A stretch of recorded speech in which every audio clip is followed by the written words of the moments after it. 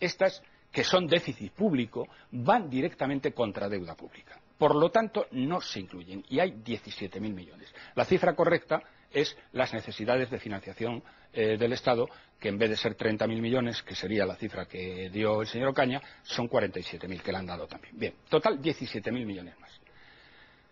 Pero es que además, y aquí de nuevo, como señalaba alguna analista de coyuntura que he señalado, dice, claro, es que si no pagan estos tíos, las comunidades autónomas y los ayuntamientos no pagan, dice, así cualquiera.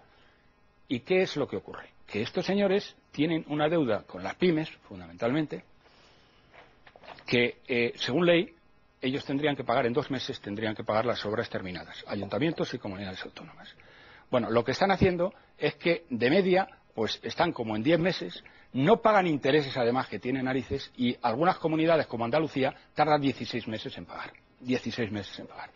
Y pobre de aquel que se le ocurra reclamar porque no le vuelve a Por volver al fondo del asunto. Bien, por no decir hay 30.000 millones, perdón, 30.000 millones vencidos que tenían que haber pagado y que no han pagado. Entonces, es evidente que el déficit público del año 2008 está constituido por la suma del déficit público que ha sacado el señor Ocaña, 4,5. El déficit generado por las inversiones en infraestructuras, que es aproximadamente 1,6 más, y el déficit de lo que no han pagado y tienen que pagar porque son obras terminadas y que tenían que haber pagado. ¿Y eso ascendería a cuánto? Eso asciende aproximadamente a un 9% del PIB. O sea, la cifra no es como dicen estos mentirosos, estos tramposos, estos falsarios, el 3,8, es el 9% del PIB, porque estas dos cifras las tiene que meter ahí.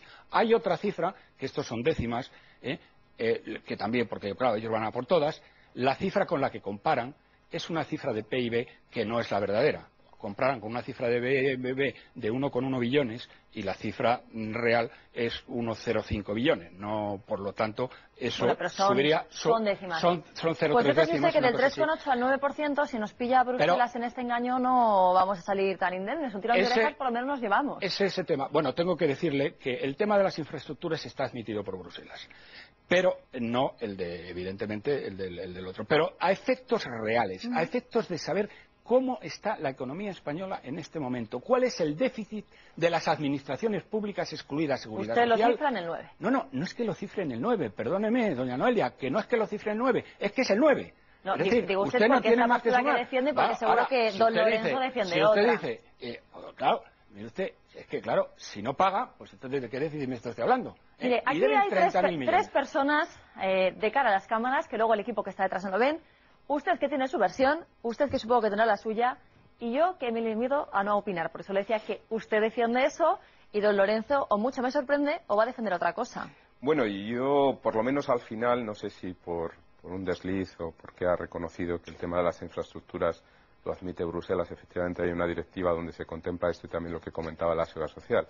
Con esto lo que quiero decir es que, se puede mirar las cuentas del déficit público como se quieran mirar, pero al final hay una metodología, que es una metodología que está unificada en el entorno de la Unión Europea, como no podría ser de otra forma, porque entre otras cosas, cuando entró Maastricht, pues habría que cumplir unos requisitos también sobre el déficit público. Lo primero que uno se para es a decir, bueno, ¿y cómo medimos el déficit público, ¿no? Entonces, esto está así recogido y, por tanto, es posible que haya, como dice el señor Centeno, y es verdad que algunas comunidades autónomas están en esa fase en la cual no se está reflejando parte de ese déficit público, pero eso ocurre exactamente en el resto de países europeos. Es decir, que yo creo que realmente habría que compararlo, que el dato, sin que tenga que ser necesariamente la realidad del déficit público, es el dato que sigue una metodología con la que van a ofrecer también su información a otros países de nuestro entorno. Me parece que es preocupante, creo, porque es un dato muy elevado. Es verdad que creo que hay una situación de crisis económica internacional muy profunda que obliga, o otros mecanismos, necesariamente se va a producir ese crecimiento del déficit público que habrá que financiar de alguna forma. Y, bueno, pues digamos que entraría dentro de la lógica de la realidad económica que estamos viviendo en estos momentos y de ser estable sería un dato realmente preocupante. Yo entiendo, espero y confío, y esto lo has comentado tú antes, de que realmente a final de este año podamos empezar a ver la salida del túnel a nivel internacional, y es en esa dirección en la que el señor Ocaña ha transmitido que es un dato que, bueno, pues que asume el Gobierno como dato dentro de sus cuentas, como una situación pues temporal o provisional, a la espera de que efectivamente la economía empiece a recuperarse, se empiecen a incrementar los ingresos por parte de las administraciones públicas y, por otra parte, se pueda dejar de ayudar o realizar el gasto público que está obligando estos planes de ayuda a la economía. Sí que es verdad, y coincido con eso, con que el dato es preocupante respecto a las administraciones autonómicas y locales. Quiero decir que representan aproximadamente la mitad de ese déficit público. Estoy hablando del valor oficial. Ya sabemos que esto se puede discutir por activa o por pasiva, pero de ese dato oficial representa la mitad.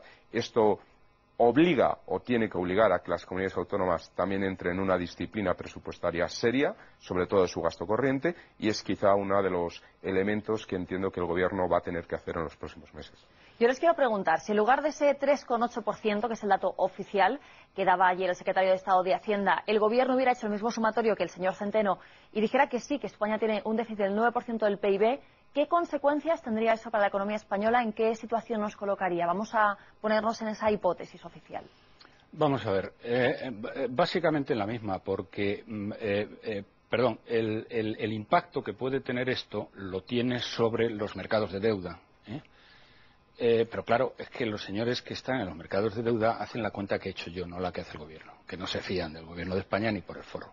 Y por lo tanto, digamos que el dato que tienen en los mercados de deuda es el 9%, no el 3,8%. Y las consecuencias pues son las que son. Que España está teniendo gravísimas dificultades para colocar su deuda, que está teniendo que pagar tipos de interés diferenciales por encima de otros países muy significativos, y no solamente eso, sino que como hay el temor por parte del Gobierno, temor bien fundado, de que no se puedan colocar las emisiones de deuda, van a tirar de la hucha de la seguridad social y van a hacer que la seguridad social, de la hucha de las pensiones, les compre deuda a estos tíos, lo cual es absolutamente de locos. Pero hay una cosa que le quiero señalar en relación lo que decía don Lorenzo. Dice, si este es estable y permanece en el tiempo, desgraciadamente no lo es. Desgraciadamente no es estable. Porque la cifra que hemos dado, tanto el 3,8 como el 9, es la cifra media del año. Pero si usted coge lo que ha sucedido desde octubre hasta aquí, la situación es infinitamente peor. No se puede extrapolar porque hay algunos pagos que se hacen a fin de año, pero aún así, la cifra del año que viene, quitando, es decir, corregida de estacionalidad, para entendernos, quitando una serie de pagos que son excepcionales y que solamente se hacen puntualmente en un determinado momento, o ingresos, etcétera. Bien, corregida de estacionalidad nos lleva la extrapolación, ahora me dirá don Lorenzo, es que no se puede hacer así, nos lleva esto a un déficit tal como yo lo he calculado, es decir, sumando la deuda y nos hacemos una idea, que nos queda muy poquito tiempo. Pues nos lleva a una cifra del orden del 14 o del 15.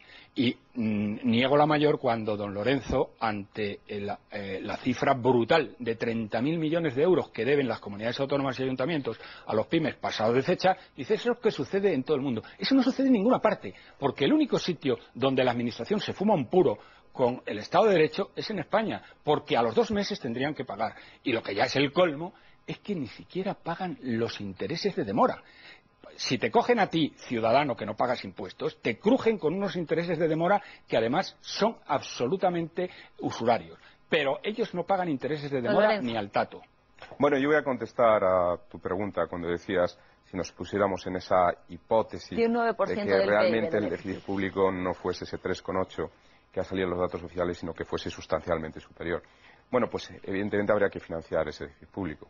La manera de financiar ese déficit público más ortodoxa pues sería a través de emisión de deuda, y en estos momentos, pues si comparamos el porcentaje de deuda que tiene nuestra economía en porcentaje de PIB con respecto a las economías de nuestro entorno principales, pues nos encontramos que España está en un 39,4, de que el Reino Unido está en un 50,1, de que Alemania está en un 65,6, de que Francia está en un 67,1, de que Italia está en un 105,7 y de que la media comunitaria es de un 68,7. ¿Qué quiere esto decir?